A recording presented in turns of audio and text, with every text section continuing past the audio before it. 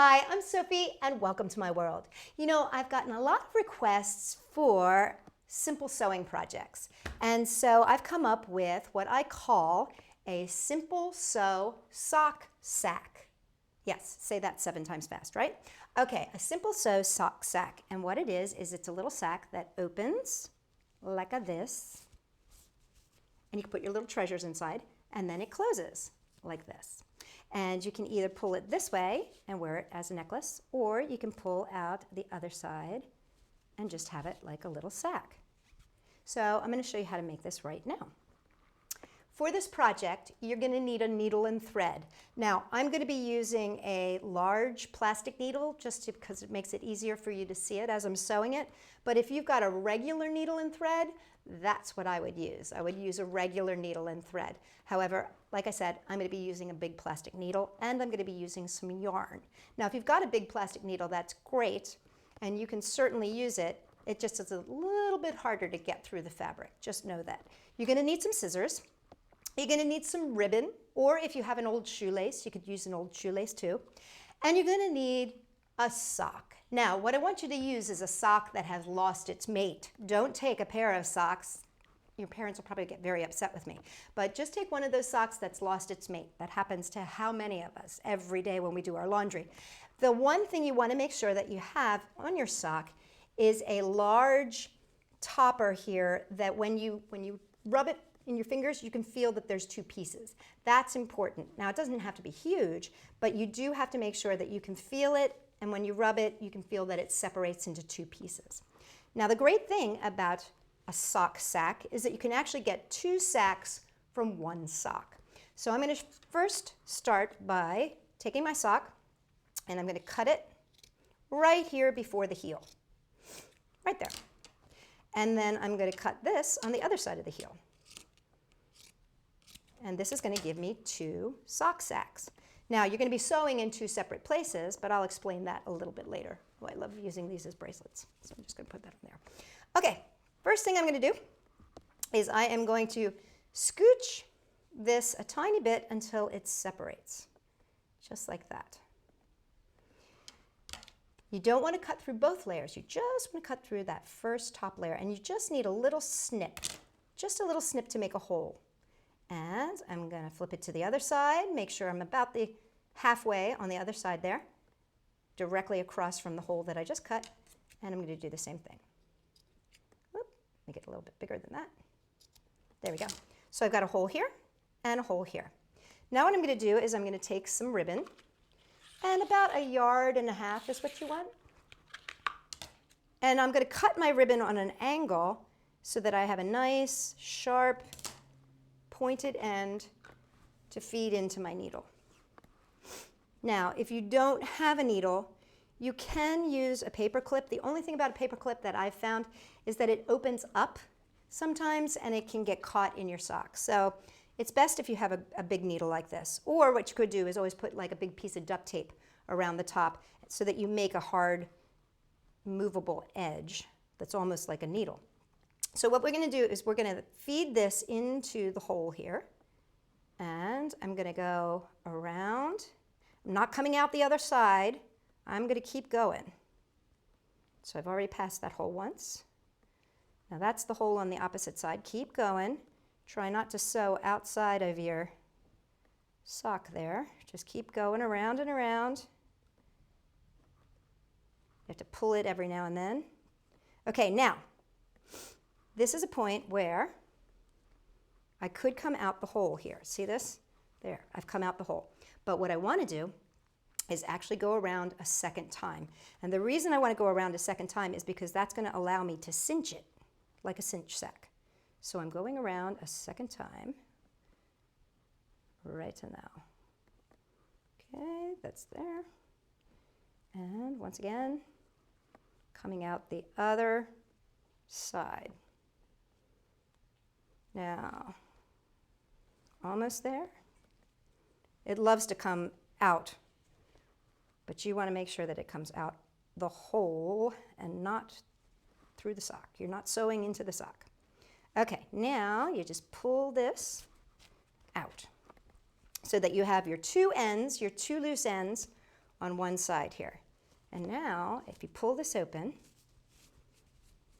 you'll be able to see, if you tie this off, a little knot, that you have a cinch sack. And I'll show you what I mean. Just go like that, snip that. Now, if you pull on this side and pull on this side, it cinches it shut. See that? And then when you pull it open, it opens it, like that. Pull it, and it shuts. Pull it, and it opens. So see, it's got a really nice tight cinch right there. Just pulling those on opposite sides. Now, what we're going to do next is actually sew the pouch part. So what we're going to do is turn it inside out. So your ribbon is now on the inside, and push it down. And what we're going to do is sew this shut. Now, if you have a sewing machine, you could easily just go zoop right across, but we're going to be using needle and thread. And I'm going to thread my needle here. And like I said, if you use a regular needle, it's going to go much faster and much easier because it won't be getting caught up. Unfortunately, these big needles have a tendency to get caught up. But that being said, they also are easier to see. Okay, so I'm going to take this thread and I'm going to tie it in the end so I've got a loop. So I looped my thread through the eye of the needle, pulled it all the way down, and then tied those two ends so that it's not going to go anywhere. It makes a big giant circle.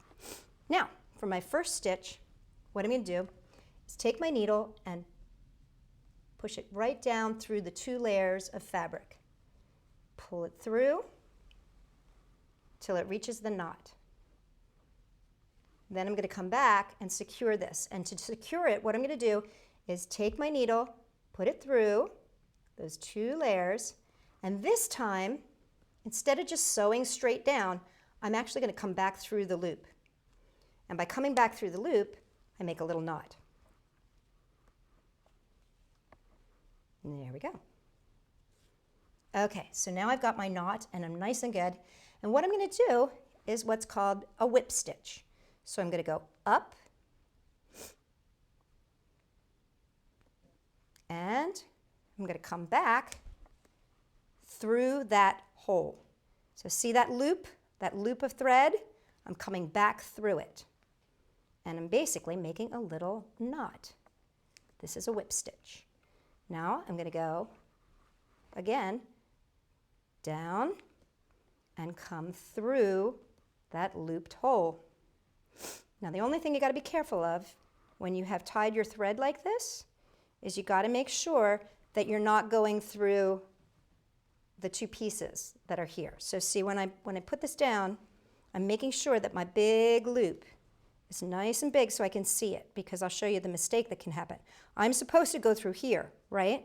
Through this hole. But if I go through here instead, it'll knot and get tangled. Does that make sense? You see that? So if I come through the hole here, I'm good. And it's making its little knot and tying this off nice and secure. Okay, and again. So the best thing about this and the best way to do this is always make sure that you can see your loop. And that way you'll know that you're doing it correctly. So I'm just going to sew all the way to the other end now.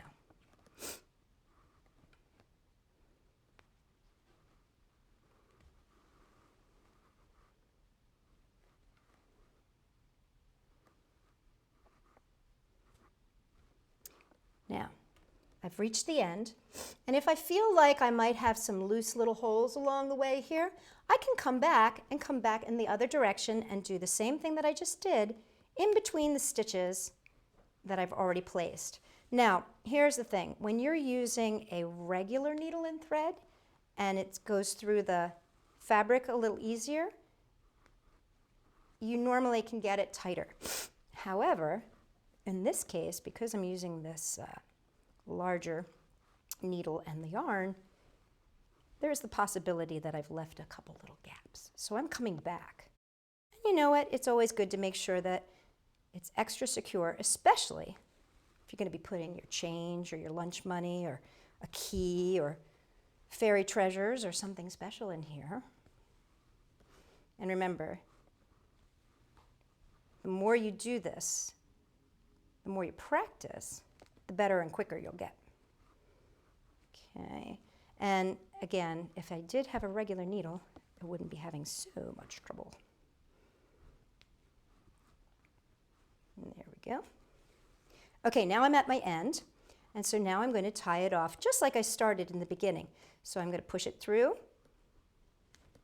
and bring it through for a final tie. And then what I'm going to do is cut my string, and I'm going to tie these two ends. 1, 2. And there's my knot. Now, when I turn this inside right, I'll have my little pouch. There we go. And that is my Simple Sew cinch sacket. See that? There you go. Whoop. Let's pull its little end down. There we go. See that? And now it's all set for my treasures. Now, if you wanted to take this other one and turn it into a sack too, what you would do is flip it inside out, fold this top over, because remember how we had this nice little pocket up here? We're going to make a pocket. So what we would do is fold this over like this, just like that.